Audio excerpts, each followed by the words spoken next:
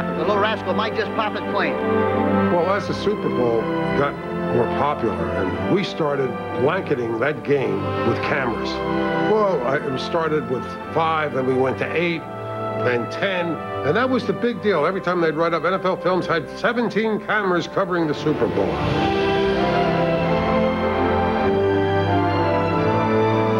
Happy to have the opportunity to compete against you. You know what I thought? Damn it, it's a hell of a thing for either one of us to lose.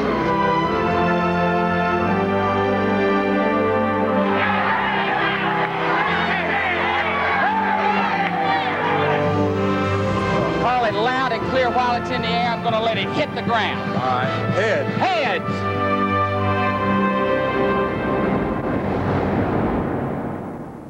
When we first came up with the Lost Treasure series, one thing we ignored was the Super Bowl. I thought, what could possibly be left over from the most scrutinized, the most analyzed sporting event in history? But producer Phil Tuckett and his staff kept finding cans like this, cans of Super Bowl outtakes that looked like they'd never been touched. Well, maybe stepped on. So we got these cans, we pried them open, and we found every single frame of footage that we've ever shot in 34 Super Bowls. Now, minus all the big plays, of course. So what you won't be seeing in this film is Max McGee, reaching back for that one-handed catch in the first Super Bowl, Joe Namath waving his finger after number 3, Jim O'Brien's game-winning field goal in Super Bowl V, Garrow's slapstick routine during Super Bowl VII. What you will be seeing is an insider's history of a game that you thought you knew all about, but told with footage you've never seen before. And I can say that because until a few weeks ago, I'd never seen it myself. We found the very first roll of film we shot at what was then called the first NFL-AFL championship game. Now, I'd always heard that no one called it the Super Bowl until Game 4. Listen to our sound man slate his first roll that day in the LA Coliseum. This is roll number 1. This is the Super Bowl. What are we going to pick up, about 30 seconds? We'll pick up. Actor Paul Rossi of TV's The Untouchables was the master of ceremonies on the field, and the rifleman, Chuck Connors, was there with his son, Steve. Stevie, have you seen this band before? This is the Grambling College Band of Louisiana. And they are supposed to be one of the most beautifully disciplined bands in the country. I understand that they take the steps of 120 steps a minute when they get going here. It'd really be interesting. It wasn't like a championship game at all because it was a neutral site and there were thousands of empty seats. We only had 5 cameras because it seemed like such a mismatch. The mighty Packers of the NFL against the underdog Chiefs of the AFL. Sports Illustrated thought the same thing, and they just sent 2 photographers, Walter Yost and a hustling little redhead named Neil Leifer. When I think back, I recently looked at some photographs of mine because I covered so many of these things that I didn't remember quite what the first Super Bowl was like until I looked at an old photograph of mine. And the picture was the coin toss for the first Super Bowl. There were 2 Green Bay Packers, there were 2 Kansas City Chiefs, and there was 1 referee who was going to toss the coin. There is no one in that photograph except the 5 people. Well, I went and did some research. So I got a picture taken at the '98 Super Bowl of the same moment. There were 80 people in the middle of the field. One team had 11 co-captains. There were 5 honorary coin tosses. There were 2 NFL film crews, 2 television crews, a number of still photographers.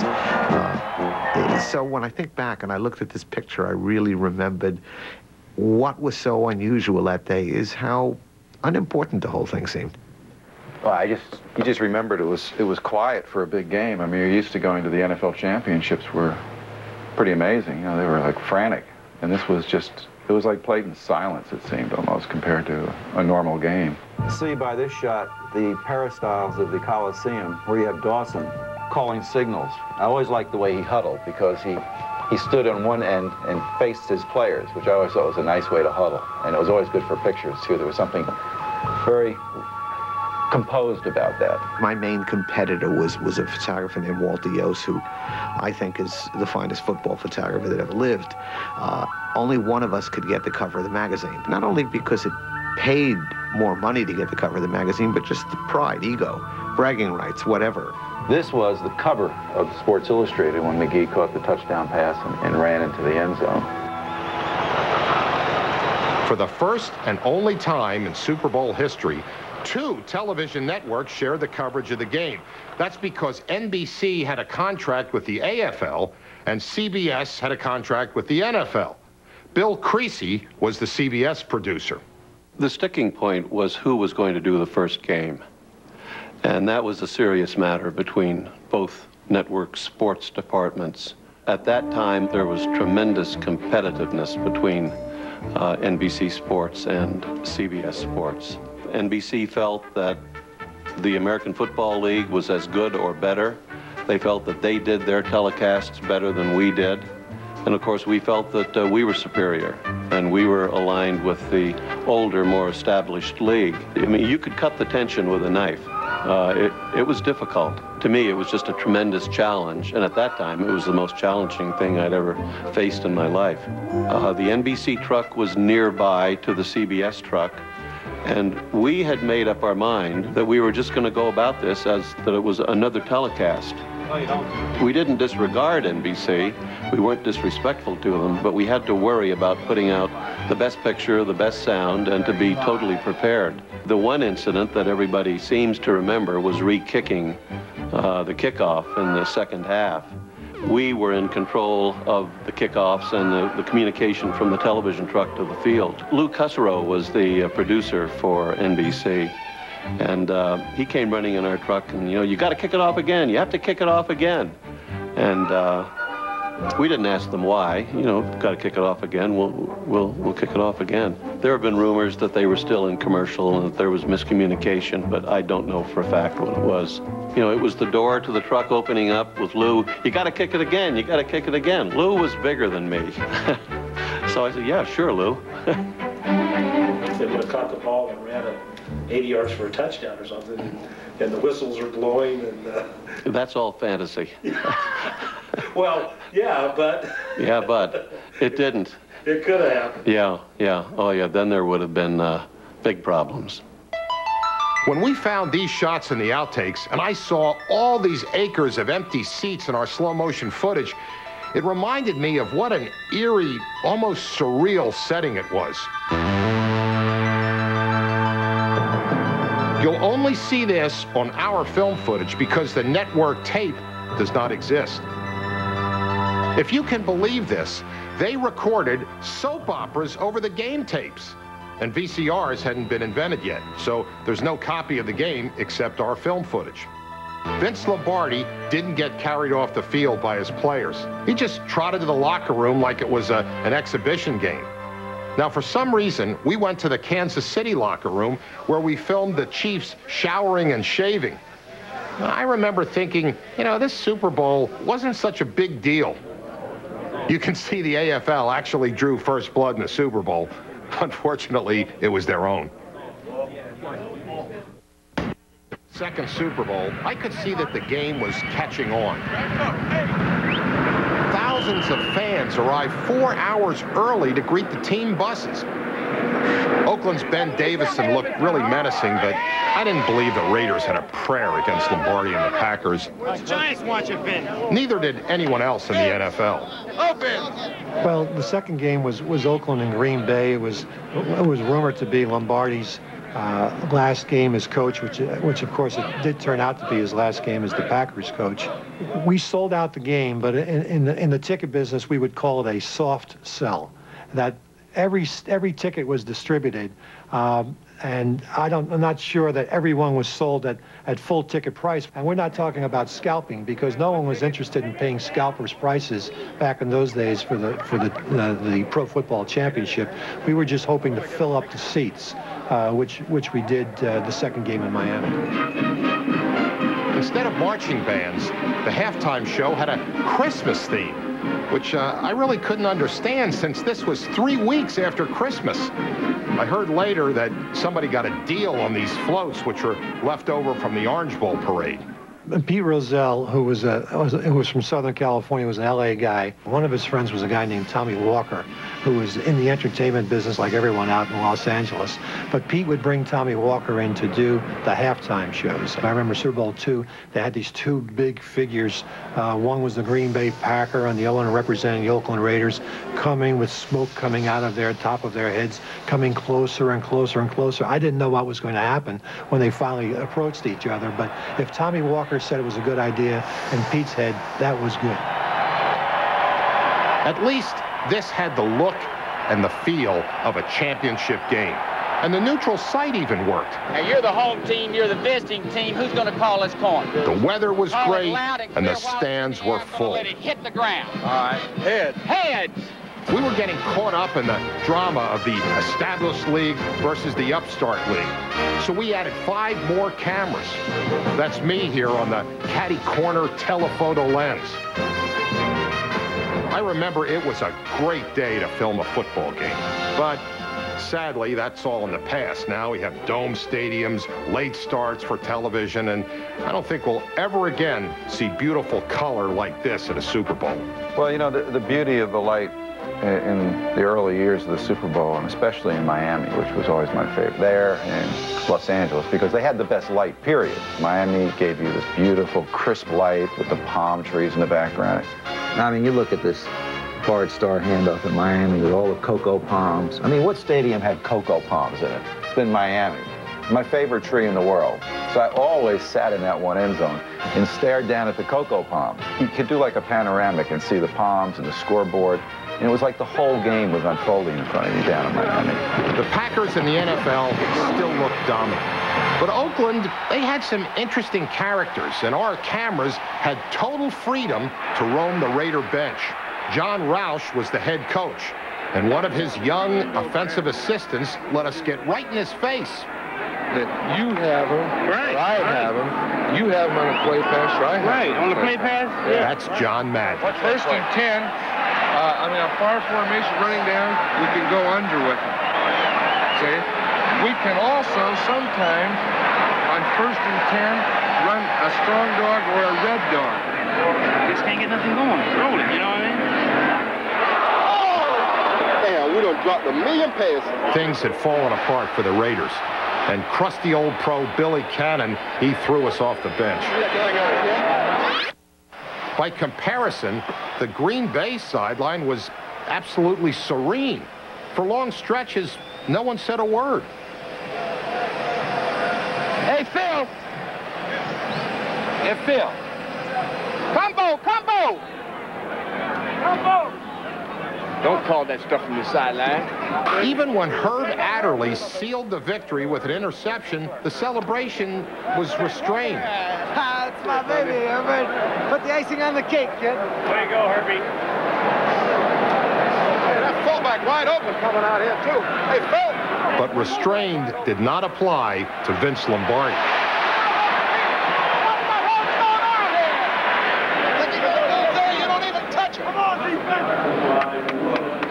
You know, I always remember Lombardi as a guy that, when I stood near him on the sidelines, I was terrified of him. He had a presence. You know, there's like certain football players you're around that are frightening. You know, they're just a presence. You don't want to get too close because at any minute it might snap. But Lombardi had that. He could just look at you and you just sort of back away. So he's the type of guy, if they're losing, you really didn't want to get too close to him. Winning, you could get within about 6 feet of him and feel comfortable. Sports Illustrated had been tipped off that he probably was coaching his last game as a Green Bay Packer coach, and he was likely to be the cover of the magazine. And as the clock hit 10 seconds, I began making my move. And when the clock got down to nothing, to 0, I was 4 feet in front of Lombardi. I wasn't giving any ground. I was a pretty good lineman when it came to that sort of thing. And it is certainly the most memorable Super Bowl picture I've ever taken. I was in the hallway outside the Packer locker room after the game. I was picking up some film gear and I was getting ready to leave. But I didn't realize that Lombardi was still in the locker room. And when he came out, it was quite a scene. It was our last glimpse of Lombardi as the head coach of the Green Bay Packers. Lost treasures from Super Bowl III. That's the Joe Namath game. A couple of years ago, we did a 2.5-hour recap of the game for ESPN.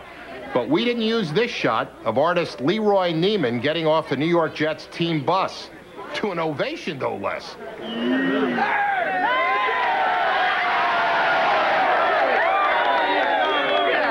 Why was Leroy Neiman on the Jets bus? Let him explain. Well, I was the New York Jets artist in residence. The first time there'd ever been an office like that, and the last time, the only time in history of pro football. I've never heard of another artist in residence on a football team, so I don't know how necessary. The coach never thought it was very necessary. He didn't take to it, and I can understand why, but I didn't give any ground. It was a good opportunity. Artist in residence? How do you get a title like that? I guess I was cinematographer in residence at NFL Films. Actually, that day, I was just one more cameraman trying to get a shot of Broadway Joe.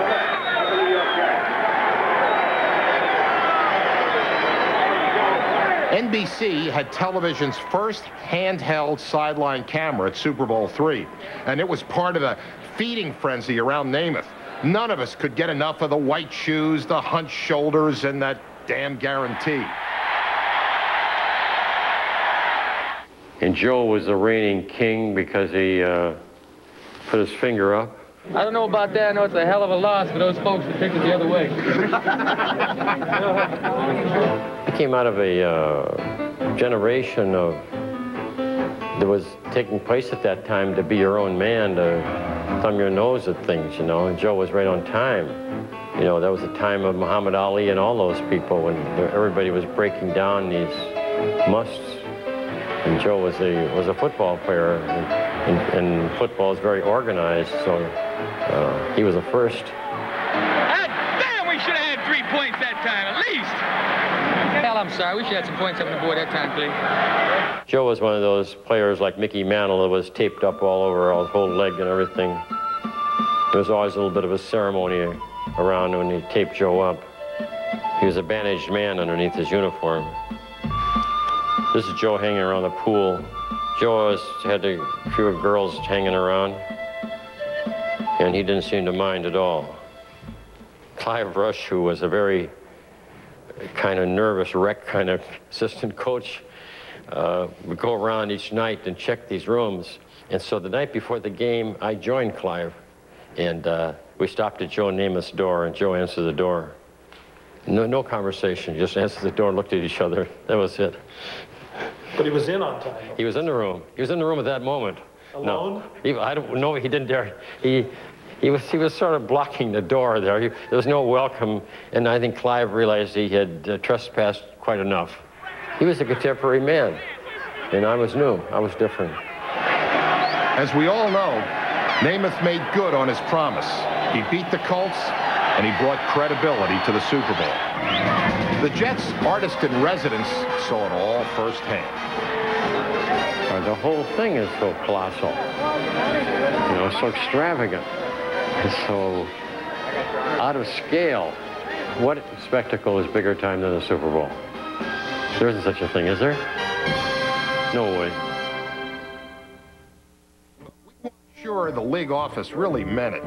Even though NFL Films and the league office were paid by the same people, by the owners, oftentimes it was like we were speaking different languages. But God, those of us in the league office, it was like an international film company. It was like they were from Bangkok. You know, that's the way we felt about them, because NFL Films say, okay, Steve Sable, here's 10 credentials. He'd say, I need 20. I'd say, okay, Steve Sable, here's 25 tickets for the Friday night party. He'd say he needs 50. A lot of times in those early games, they'd take 120 credentials. And you go down there and you'd see 60 workers.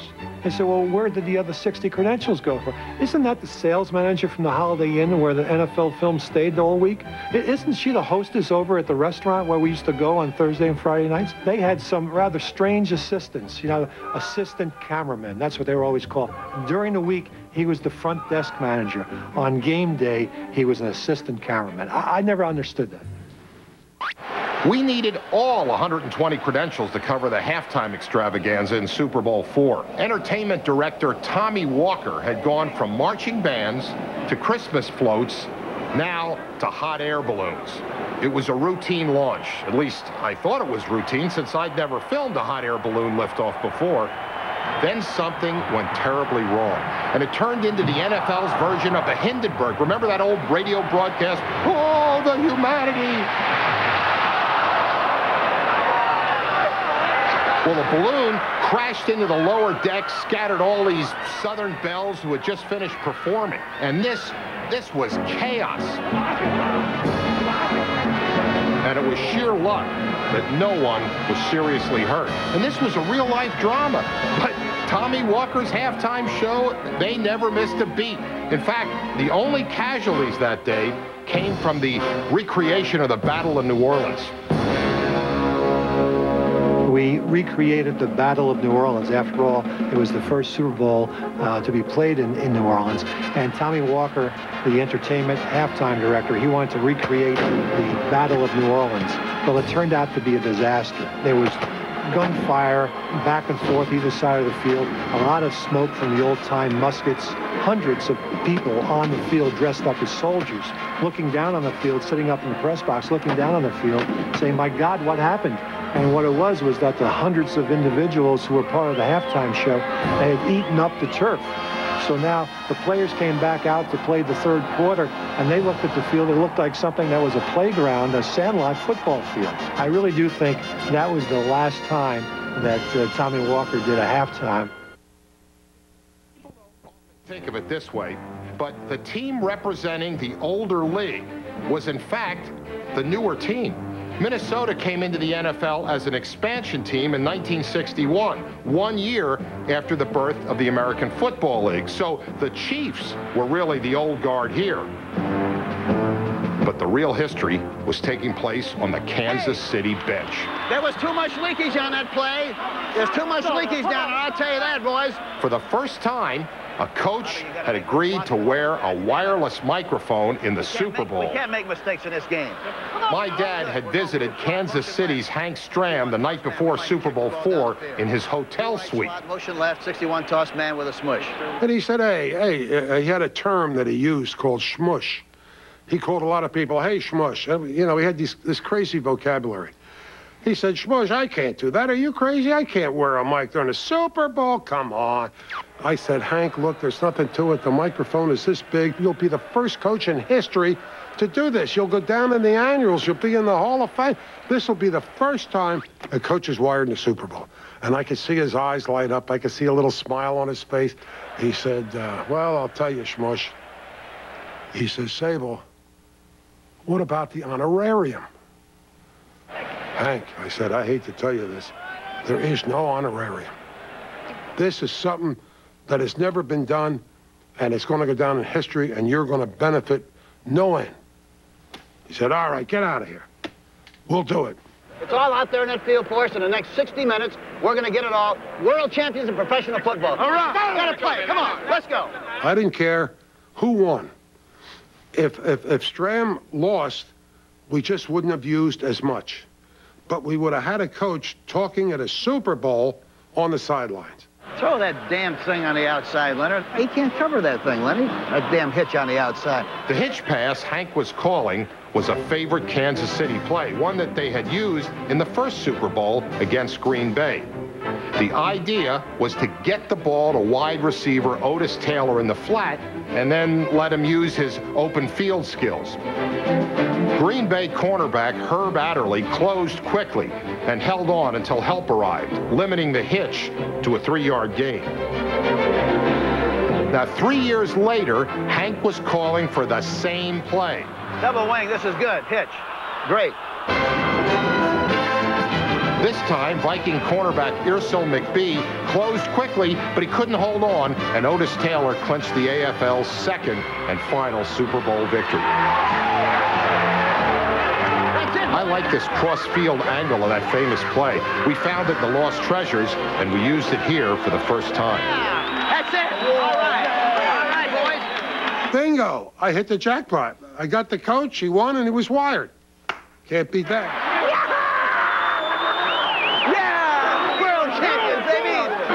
After Hank's ride in the Super Bowl history, he wasn't sure whether or not to shake Bud Grant's hand. Yeah, where's Bud Grant?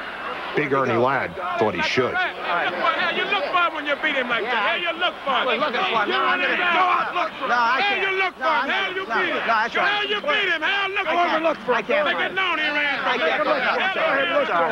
Okay. I'll always have a special place in my heart for Hank Stram because he wore the wire that made Super Bowl history, even without an honorarium. Picture roll 1. By Super Bowl V, we were obsessed with covering everything about the Super Bowl. We went to the Orange Bowl at 4:30 a.m. on game day. And we got pretty much what you'd expect at 4:30 a.m. Darkness and silence.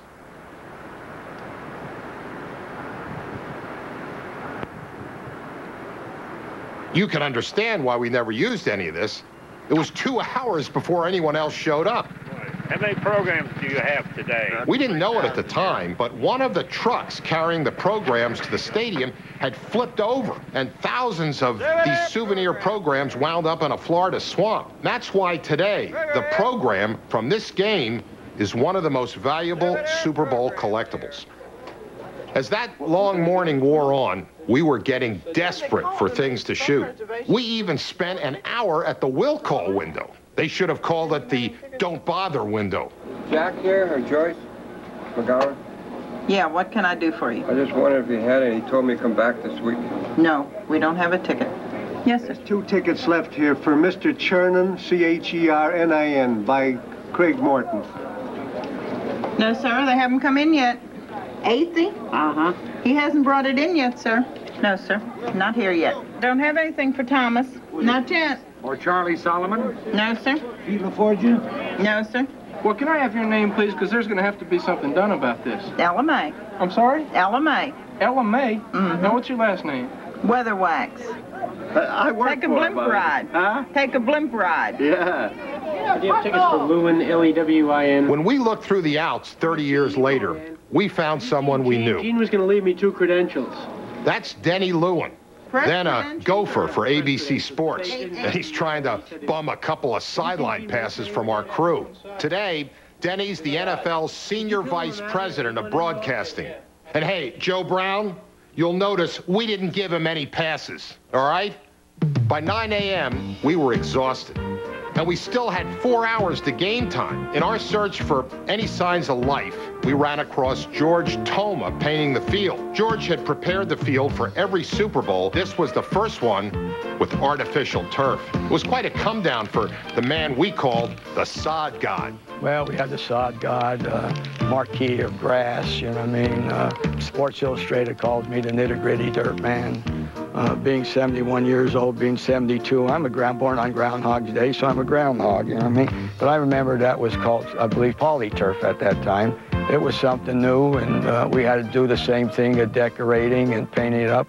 In those years, we used a Super Bowl trophy on the 50-yard line, and what I most remember for that, you know, they kept on saying, hey, they wanted silvery. I said, you can't, you have to be gray. No, we go ahead and put silver on it, you know, metallic silver. What we did, we had a heck of a time trying to wash it off, and that's my job, whether it's artificial or natural. I have to do the job plus and then some. George didn't have much of a budget. He had to scrounge up whatever he could find, like these miniature football markers for the end zone. He got those from the team he worked for during the season, the Kansas City Chiefs. For me, it was odd seeing football's signature event played on fake grass.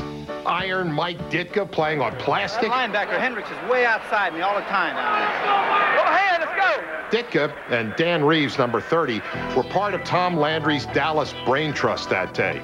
2 outstanding players who went on to become Super Bowl head coaches. The Baltimore think tank included Johnny Unitas and a former school teacher named George Young. He's wearing a blue jacket there. George went from the Colts line coach to general manager of the Super Bowl champion New York Giants. Another contributor on the Baltimore sideline that day was Sam Havrelak, number 17, who went from Colt running back to doctor of dentistry. Miami's grass was probably the worst, other than the Astrodome, because the traction was so poor. It was so hot there all the time that the blades of grass actually kind of bent over from melting so that you couldn't get much traction, and it was very slippery. Everybody was sliding around on that nasty polyturf. Even John Unitas looked out of step. I couldn't put my finger on it. Maybe it was because he had long hair instead of his traditional buzz cut. Or was it something even more unthinkable? Thinking back, you see Unitas on that phony grass field, which is weird to think of anyway. What else about Johnny Unitas that day was different? He was wearing low cuts. It was the only time in his career he wore low cuts. What's the story behind that? I don't think there was a company that made high-top AstroTurf shoes. I don't think they had any. So he wore low cuts. But somebody had to say, John, those are shoes. Oh, yeah, we gave him a raft of baloney about it, you know. What would you say? Well, you know, we'd say the last time we saw a pair of legs like that, there was a message attached to them, you know, like a carrier pigeon, you know.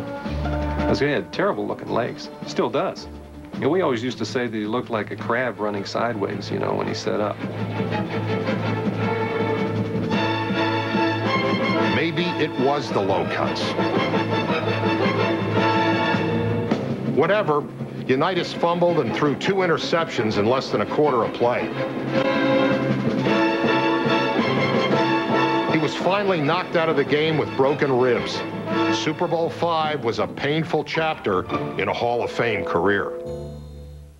Super Bowl V, we now had 15 cameras, including this 1,000-millimeter lens shot by a Super Bowl rookie. That's Phil Tuckett, who's still with us as producer of the Lost Treasures series. Tripod, Stanley, you got that nailed down? We also tried a new angle. Okay, let's get this thing leveled off now. This cart up and down the sidelines ought to really work out good today. Put that geo. We'll get some film action like they've never seen. You gonna put chains on there, Stanley? Yes, sir. I understand you're gonna be in a halftime parade, Stanley, as one of the floats. The idea was to mount a fixed camera on a movable dolly, just like television. The problem was, we weren't high enough to get a good angle of John Mackey's famous tip touchdown reception, or to clear the heads of the players on the Baltimore bench.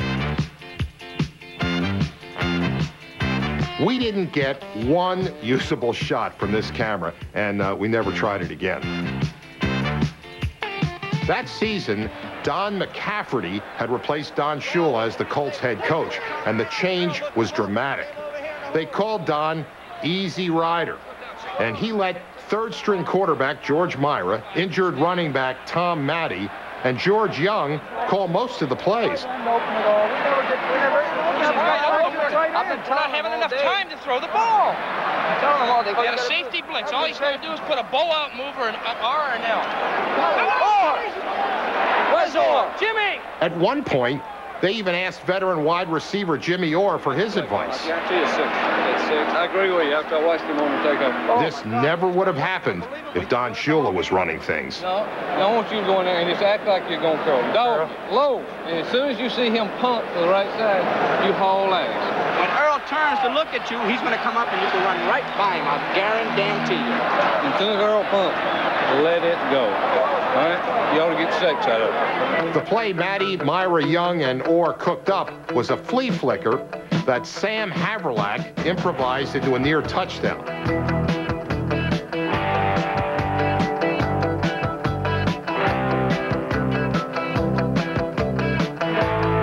It was a play that typified a Keystone Cops kind of an afternoon. Guys slipping, falling, stumbling, fumbling. The press actually called this the Blunder Bowl. So I was running back, I took the handoff, ran to the right, went out about 7-8 yards, turned around. Jethro Pugh was standing right there, so he was blocking my line of sight back to the quarterback, Earl Morrill. Looked downfield and saw Eddie Hinton, who was in a place where he shouldn't have been. And Eddie, of course, caught the ball, was running toward the end zone, and had the ball dislodged on about the 1 or 2 yard line. There were 4 lost fumbles and 6 interceptions. Finally, mercifully, it ended with Jim O'Brien's last-second field goal. The Baltimore bench went wild. But in the outtakes, we discovered a poignant postscript. The winning coach, Don McCafferty, left the field almost unnoticed, except by our cameraman, Gene Mason. The Easy Rider never made it back to the big game. And to this day, he's the answer to a trivia question. Who was the winning head coach in Super Bowl V? In sports, well, we have competition in NFL films, too. And tomorrow, our fiercest competitor will be ourselves. We've got to be better than we've ever been. We have the best cameramen, we have the best equipment, and we'll have the best positions we've ever had. We've got to make this one our best effort ever. Yeah, good. Forgot Hallmark. No, I used Hallmark. Boy, look at that shirt. I wonder where I got that thing from. I don't know. Boy, I'd like to. That's neat looking. Well, Super Bowl VI brought us back to New Orleans. And now, Tulane Stadium had fake grass. Instead of hot air balloons and gun battles, the league decided on a Bourbon Street theme. It was safer and easier to control, or so they thought. We all know there are things that you see on Bourbon Street that you wouldn't want to see on a football field. We had heard rumors during the week that there was a dancer on Bourbon Street in New Orleans, and there were rumors that she was going to come out and run out onto the field. Ah, this is the stripper game. This is the stripper and the inflamed halftime entertainment. She wasn't really a she, that it was really a guy, transvestite. I mean, strippers on the field? Can you imagine this? And sure enough, they caught her. And once again, I had a pretty good position on this one. This was a picture I was not going to miss. She was pretty good looking, unless you got really up close to her. And the guys, the young guys, they grabbed her, and one grabbed in the arm, the other one grabbed the leg, and they got her up over the fence and got her off the field. And I kind of backed away because I'd heard these rumors that she was really a he, and I really didn't want to get too close. For during those early days, before we really started to tighten up security, we did have some green flies down on the field.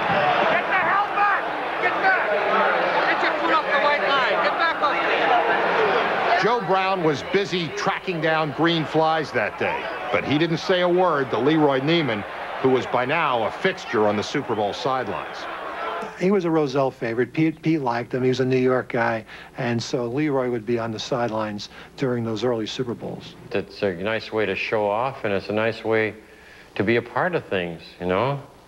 And it's a nice way to show your wares straight away, that you can do it. Leroy was unique.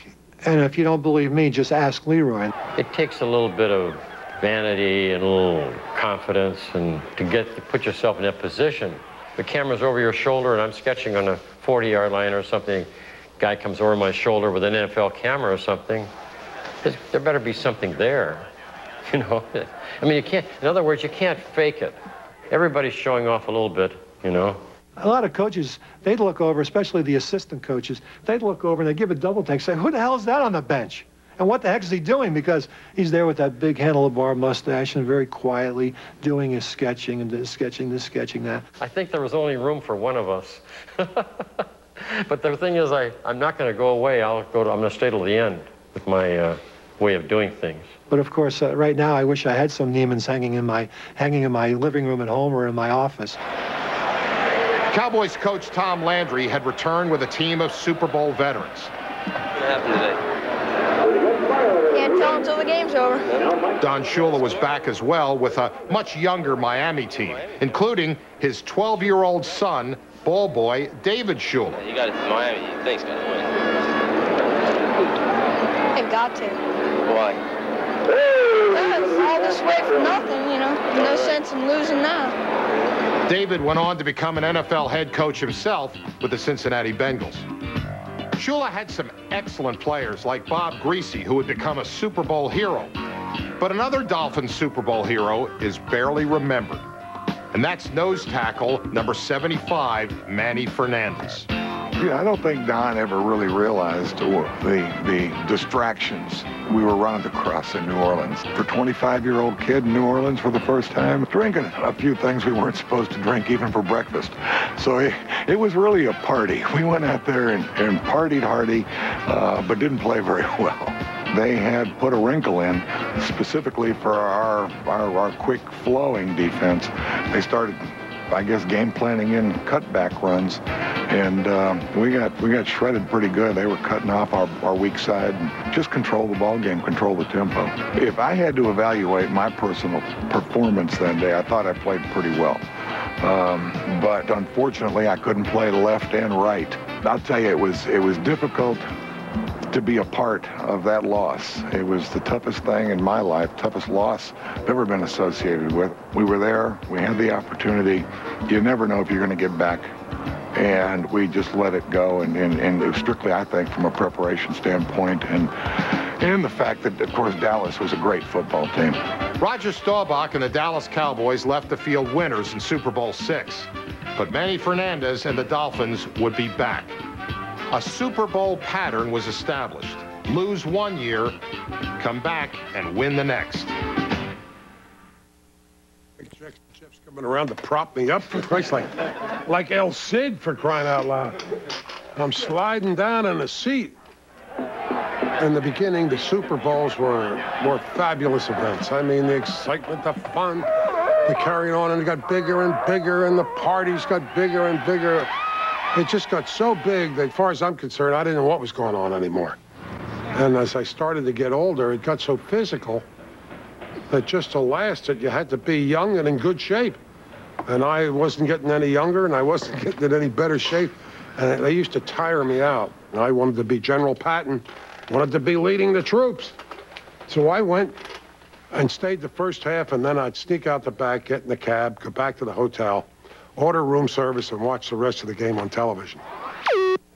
Under Big Ed's leadership, NFL Films was now making a name for itself. Steve Siebel.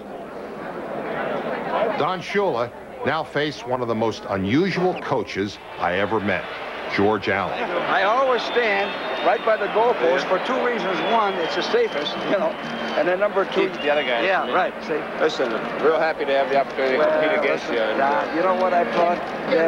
It's a hell of a thing for either one of us to lose, because I mean this. I appreciate the job you've done, and we've had similar backgrounds and frustrations, and it's if you after the game, I think we should shake hands, right, one way or another.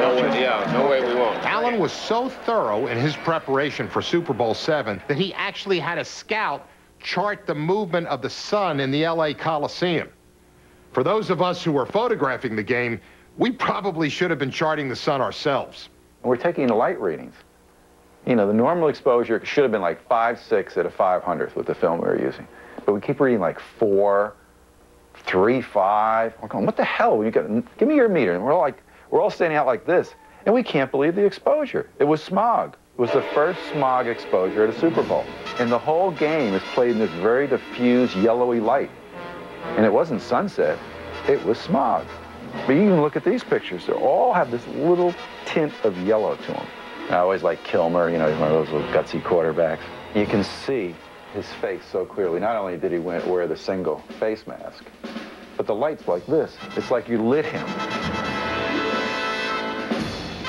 We loved shooting Billy Kilmer. He was so expressive. But George Allen was even better. That's the most important thing, is to be physical. George was unlike any other NFL coach. Cheer him on, cheer him on. He was a cheerleader, and he demanded the same from his staff. Like that guy in the suit, that's Redskins security chief, Ed Boynton. We called him Double O. Shula's bench was less emotional. The Dolphins had been here before, and Don knew what to expect. Well, you know, Don wasn't one of the greatest coaches in history for nothing.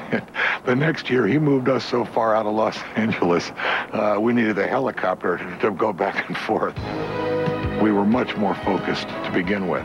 You know, getting back and having been embarrassed the year before, just one thing on our mind, and that was winning that ball game and then becoming the world champions. That was absolutely one of the greatest games I ever played. You remember what I said about Manny Fernandez being a Super Bowl hero? Check out number 75 stats from Super Bowl VII.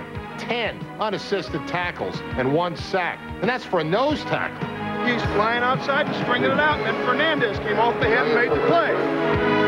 Safety Jake Scott was voted the most valuable player, but hey, looking at the footage again, I'm convinced that Manny Fernandez should have won that award. To be honest, I didn't even know there was a most valuable player award in a Super Bowl. I had no idea. I hadn't thought about it. Defensive linemen never win anything. You know, I was just thrilled that we won. We were world champions. We were partying. We were right back to New Orleans again mentally within seconds of that final gun. Redskin guard John Wilbur once told me that George Allen's constant worrying about Super Bowl distractions was the biggest distraction of all. And by the game's end, the Washington bench was overrun with distractions. The first couple of games, it really didn't make any difference. We didn't have that many extra people on the field. But as the game became more popular, we'd have people go down on the sidelines, and you'd say, how the heck did he wind up down there? It was as if they'd spend Saturday night making their own credential that said NFL, AFL sideline pass, and they'd be down on the field. One guy had an Eastern Airlines baggage ticket as his credential on the field, and he had gotten by security and gotten down onto the field. Get out of here! We don't need you on the sidelines. Get him out of here! Can I see that pass? You don't belong down here. You don't belong down here. Security, get him out of here. By 1972, the Super Bowl had come full cycle. The game had started as a curiosity in the half-empty LA Coliseum. Now, it was the hottest ticket in sports, and the whole world was watching.